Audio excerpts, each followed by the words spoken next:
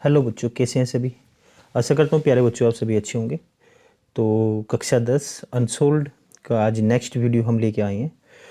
और प्यारे बच्चों, जैसा आपको पता ही है कि 16 फरवरी से आपके एग्ज़ाम स्टार्ट हैं और अब आपके पास लगभग एक मंथ ही लगा लीजिए, बस एक मंथ आपके पास है। अब आपको ज़्यादा से ज़्यादा प्रैक्टिस करनी चाहिए अनसोल्ड पेपर की, और जितने भी ज़्यादा अनसोल्ड पेपर आप निकाल सकते हैं वही आपके लिए जो है ना बेनिफिट होगा। और वही जो क्वेश्चन प्रीवियस ईयर में आए हैं वही क्वेश्चन बार बार रिपीट होते हैं, आप उन्हीं क्वेश्चनों की बार बार प्रैक्टिस करें। ठीक है, अब तक आपने जितना भी पढ़ा है, जितने चैप्टर आपके क्लियर हैं, केवल उन्हीं चैप्टर को दोबारा रिवाइज करें, ज़्यादा नया पढ़ने की कोशिश ना करें। ठीक है, और अनसोल्ड पर अपनी पकड़ अच्छी बनाएं और मैं पूरा अनसोल्ड आपको कराऊंगा। ठीक है, आज नेक्स्ट वीडियो है, अब डेली अनसोल्ड की वीडियो आएगी। ठीक है, इससे पहले भी हम एक वीडियो डाल चुके हैं। ठीक है, आज उसी से आगे करते हैं, उसमें 2 क्वेश्चन हमने कंप्लीट किए थे, आज क्वेश्चन नंबर 3 से स्टार्ट करते हैं। ठीक है, तो प्यारे बच्चों, ये जो आपका फर्स्ट आपका सेट है, ठीक है, सेट 1 822 AV। ठीक है, ये जो सेट है आपका, इसका जो क्वेश्चन नंबर फर्स्ट है और सेकंड है वो हमने कर लिया था। आज क्वेश्चन नंबर इसका जो थर्ड है वहाँ से हम स्टार्ट करेंगे। ठीक है, चलिए प्यारे बच्चों, नेक्स्ट क्वेश्चन है आपका थर्ड क्वेश्चन, थर्ड का फर्स्ट। ठीक है, चलिए इसको देखते हैं क्या कहा है। ये कहा इसने कि अभाज्य गुणनखंड विधि द्वारा 96 और 404 का मैसे और लैसे ज्ञात कीजिए। अभाज्य गुणनखंड विधि द्वारा आपको ये निकालना है। ठीक है, तो बहुत ही आसान क्वेश्चन है अभाज्य गुणनखंड विधि से। चलिए सोल्व करते हैं। चलिए बच्चों सोल्व करते हैं।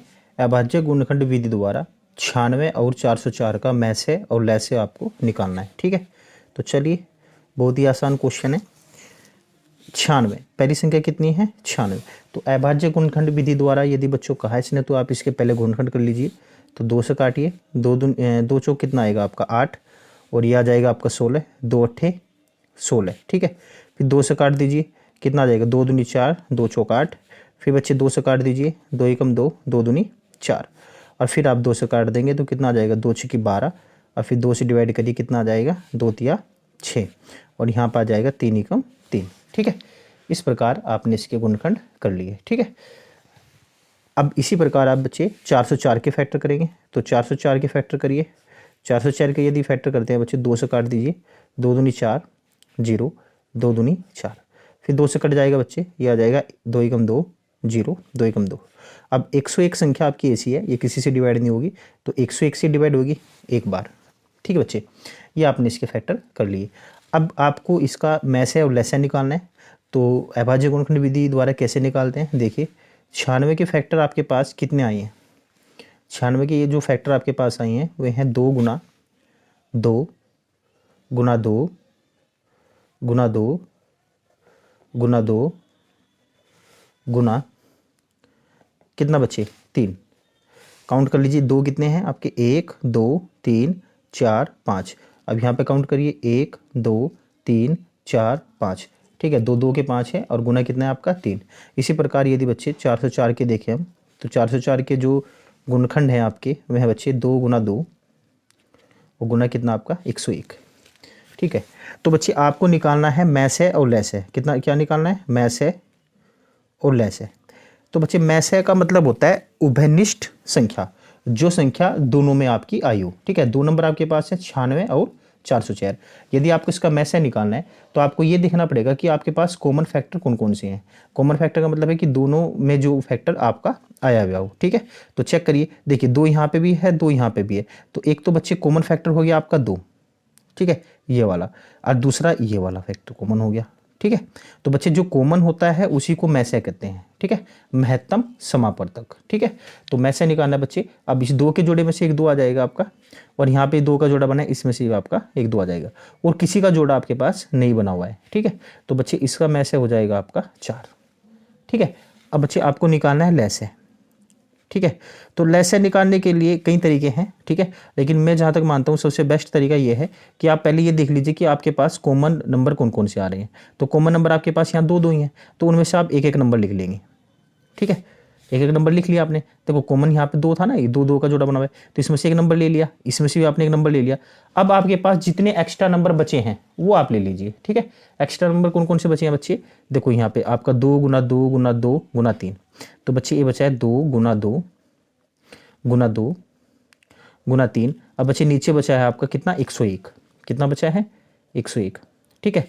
तो बच्चे यदि आप इसकी गुना करेंगे तो गुना करिए आप, 2 दूनी 4, 4 दूनी 8, 8 दूनी 16, 16 दूनी 32, ठीक है। कितना हो गया बच्चे यहाँ तक, 32 हो गया। और 32 तिया यदि आप करेंगे बच्चे, तो 32 तिया कितना हो जाएगा आपका, 32 तिया हो जाएगा आपका 96। 32 तिया कितना हो जाएगा बच्चे, 96 हो जाएगा, ठीक है। तो कितना हो गया आपका 96, और 96 गुना बच्चे कितना आपका 101। अब बच्चे यदि आप 96 की गुना 101 के साथ करेंगे तो आपके पास आंसर आएगा बच्चे 9696, ठीक है। गुना करके देख लेना आप, तो गुना करके कितना आएगा बच्चे, 96 की गुना यदि 101 के साथ करेंगे तो आ जाएगा 9696। यही इसका आंसर है। तो मैं से कितना हो जाएगा इसका 9696, और मैं से हो जाएगा बच्चे आपका 4। इस प्रकार जो इसका फर्स्ट क्वेश्चन है वो आपने कंप्लीट कर लिया, ठीक है। 2 अंक का ये क्वेश्चन आपके पास बोर्ड में आया हुआ है। कितने अंक का, 2 अंक का। चलिए इसी प्रकार नेक्स्ट क्वेश्चन देखते हैं, और ये क्वेश्चन डायरेक्ट आपको बोर्ड में पूछे जाते हैं, और यहीं से आपका जो आपका पेपर है यहीं से बनता है, ठीक है। तो आपको इन्हीं क्वेश्चनों की बार बार प्रैक्टिस करनी है। चलिए बच्चे सेकंड क्वेश्चन करते हैं।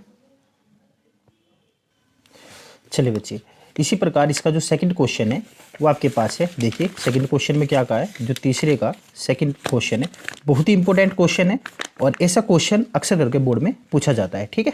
चलिए देखिए पढ़िए क्या कहा है बच्चे। इसने कहा है कि के किस मान के लिए रैखिक समीकरणों kx plus 3y minus bracket में दिया है आपका k minus 3 is equal to 0 एवं 12x plus ky minus k बराबर 0 के युग्म के अपरिमित रूप से अनेक हल होंगे। तो आपको यह बताना है, 2 समीकरण आपको दी गई हैं, और बच्चे ये क्वेश्चन आपका 2 चरों वाले रैखिक समीकरण वाला जो चैप्टर है वहां से ये क्वेश्चन लिया गया है। 2 नंबर का ये क्वेश्चन आया हुआ है, ठीक है। क्वेश्चन में क्या कहा है, क्वेश्चन में उसने कहा कि के का मान निकालना है आपको, और के का मान निकालने के लिए उसने 2 समीकरण आपको दिए हैं, और वे समीकरण क्या है, अपरिमित रूप से अनेक हल होंगे उनके के किस मान के लिए। बच्चे ये उसने क्वेश्चन आपसे कहा है करने के लिए, ठीक है। चलिए सोल्व करते हैं। चलिए बच्चे ये रहा आपका क्वेश्चन, मैंने कॉपी पे भी लिख लिया है, ठीक है। के किस मान के लिए रैखिक समीकरणों, ये समीकरण है आपके दोनों के युग्म के अपरिमित रूप से अनेक हल होंगे, ठीक है। चलिए बच्चे सोल्व करते हैं। देखिए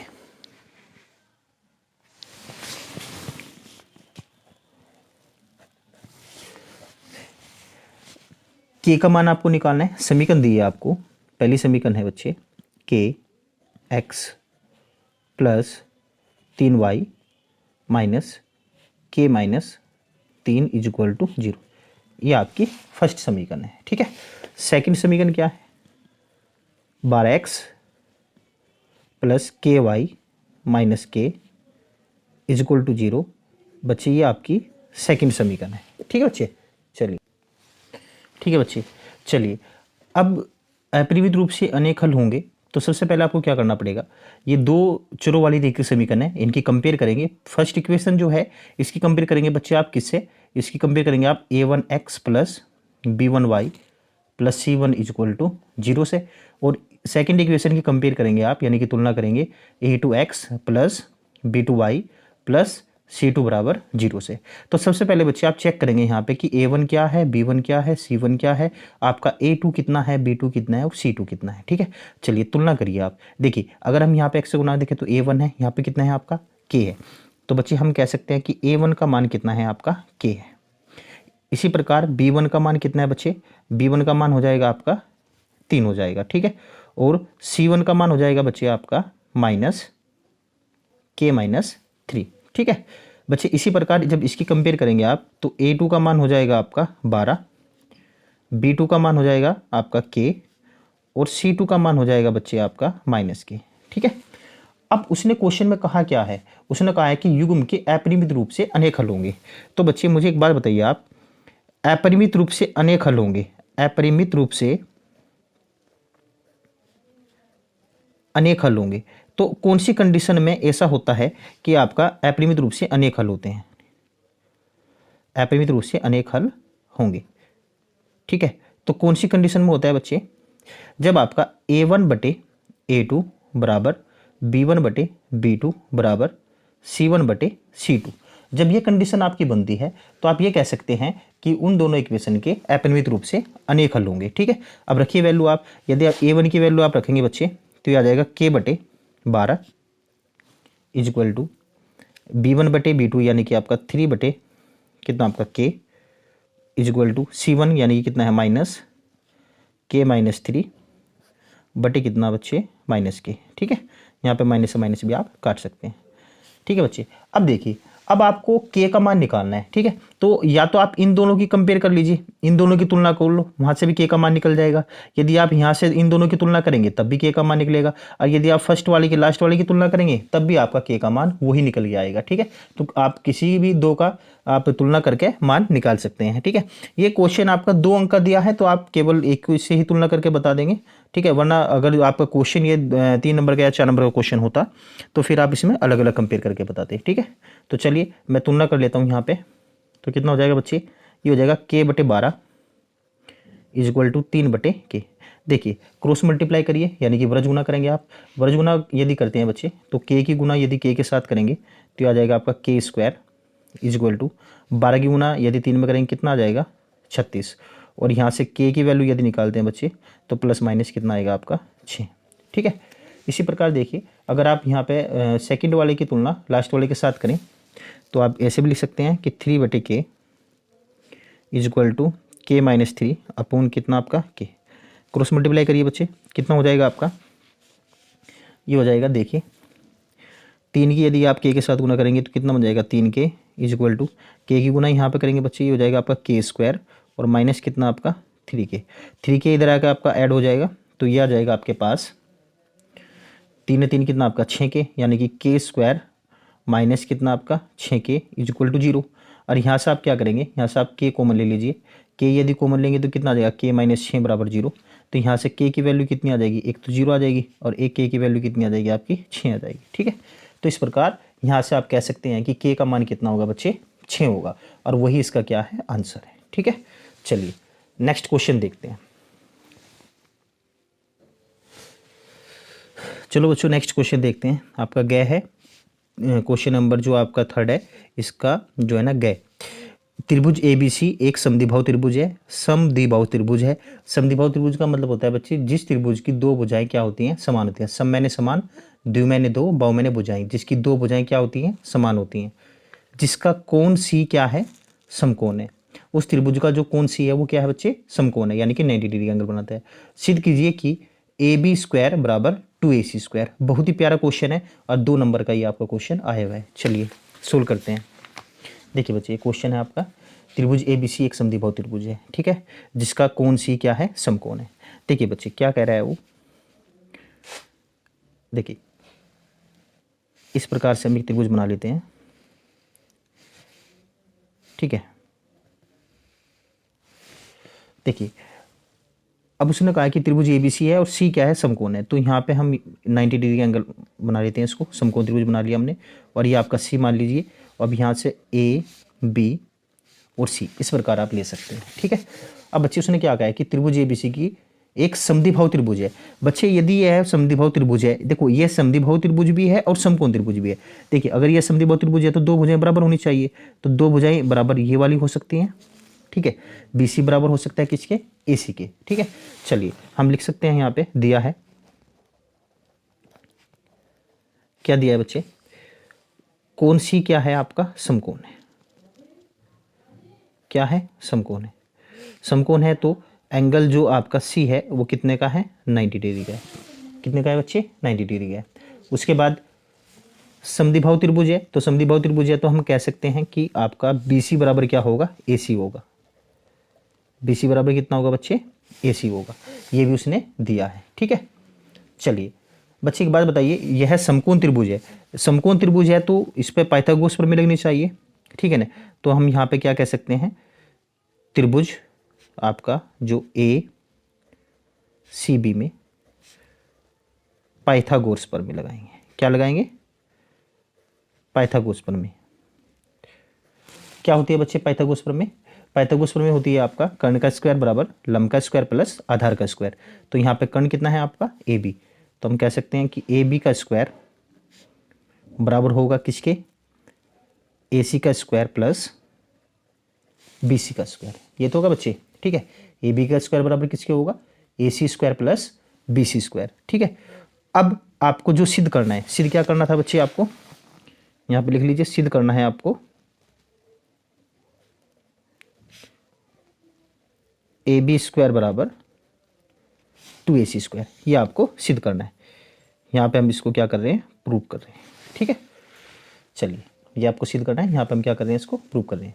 त्रिभुज ए सी बी में क्या है, पाइथागोरस में लगा देते हैं। कितना बनेगा आपका, A B square plus A B square is equal to A C square plus B C square, क्योंकि ए बी भुजा क्या है आपकी, सबसे बड़ी भुजा है इसकी, यानी कि कर्ण है, ठीक है। तो कर्ण का स्क्वायर बराबर कितना हो जाएगा बच्चे, लंब का स्क्वायर प्लस आधार का स्क्वायर, ठीक है। अब देखिए यहाँ पे हमको जो प्रूव करना है, सिद्ध करना है, जो ए बी स्क्वायर बराबर ए सी स्क्वायर, यानी कि आपको ए बी रखना है और ए सी रखना है। तो यहाँ पे आपके पास ए बी है और ए सी है और बी सी है, यानी कि बी सी को यहाँ से क्या करना है, आपको हटाना है, ठीक है। तो चलिए देखिए, A B square is equal to हो जाएगा बच्चे ए सी स्क्वायर प्लस, अब देखिए बी सी स्क्वायर है, तो यहाँ पे जो दिया है उसने क्या कहा था कि समद्विबाहु त्रिभुज है, तो समद्विबाहु त्रिभुज ये यदि है तो बी सी बराबर कितना बनेगा आपका, ए सी बनेगा। तो यहाँ पे हम क्या कर सकते हैं, बी सी की जगह क्या रख सकते हैं बच्चे, ए सी रख सकते हैं, ठीक है। आप यहाँ पे लिख भी देंगे, चूंकि बी सी बराबर क्या है, ए सी है, ठीक है। तो ये हो जाएगा बच्चे ए बी स्क्वायर बराबर ए सी स्क्वायर प्लस ए सी स्क्वायर कितना हो जाएगा, 2ac स्क्वायर। यही आपको क्या करना था बच्चे, सिद्ध करना था, ठीक है। चलिए बहुत ही प्यारा क्वेश्चन, 2 नंबर का ये भी क्वेश्चन आया हुआ है, ठीक है। चलिए नेक्स्ट क्वेश्चन देखते हैं। चलिए बच्चे नेक्स्ट क्वेश्चन को देखते हैं। चलिए बच्चे क्वेश्चन नंबर जो आपका 3 है, इसका लास्ट क्वेश्चन देखते हैं। ये कहा है इसने कि एक बेलन के आधार की त्रिज्या 4 सेंटीमीटर और ऊंचाई 14 सेंटीमीटर है, बेलन का वक्रपृष्ठ क्षेत्रफल ज्ञात कीजिए, ठीक है। 2 नंबर का ये आपका क्वेश्चन है। चलिए बहुत ही प्यारा क्वेश्चन है, ये रहा बच्चे क्वेश्चन। एक बेलन के आधार की त्रिज्या 4 सेंटीमीटर है और ऊंचाई कितनी है, 14 सेंटीमीटर। बेलन का वक्रपृष्ठ क्षेत्रफल आपको ज्ञात करना है। चलिए सोल्व करते हैं बच्चे।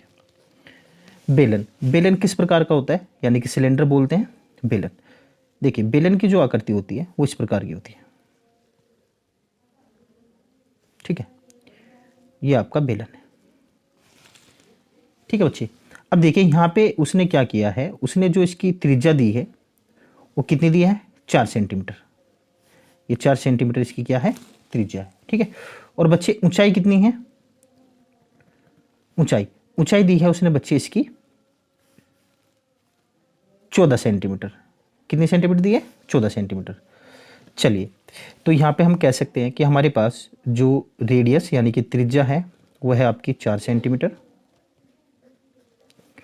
ऊंचाई h दी है बच्चे उसने 14 सेंटीमीटर। आपको क्या निकालना है, आपको निकालना है बेलन का वक्रपृष्ठ। क्या निकालना है, बेलन का वक्रपृष्ठ, ये आपको निकालना है, ठीक है। चलिए बच्चे बेलन का वक्रपृष्ठ कितना होता है, बेलन का वक्रपृष्ठ का जो फार्मूला होता है ये होता है बच्चे 2 पाई आर एच। कितना होता है, 2 पाई आर एच। चलिए सोल्व करिए, ये हो जाएगा बच्चे 2 गुना पाई का मान कितना होता है 22/7 गुना आर कितनी दिया बच्चे उसने 4 सेंटीमीटर गुना एच दी है आपकी 14, ठीक है। चलिए सोल्व करिए। देखिए बच्चे 7 से जाएगा कितनी बार, ये आपका 2 बार, ठीक है। तो ये आ जाएगा आपका 22 दूनी कितना हो गया आपका 44, 22 दूनी कितना हो जाएगा बच्चे 44 गुना 4 दूनी कितना हो जाएगा आपका 8, ठीक है।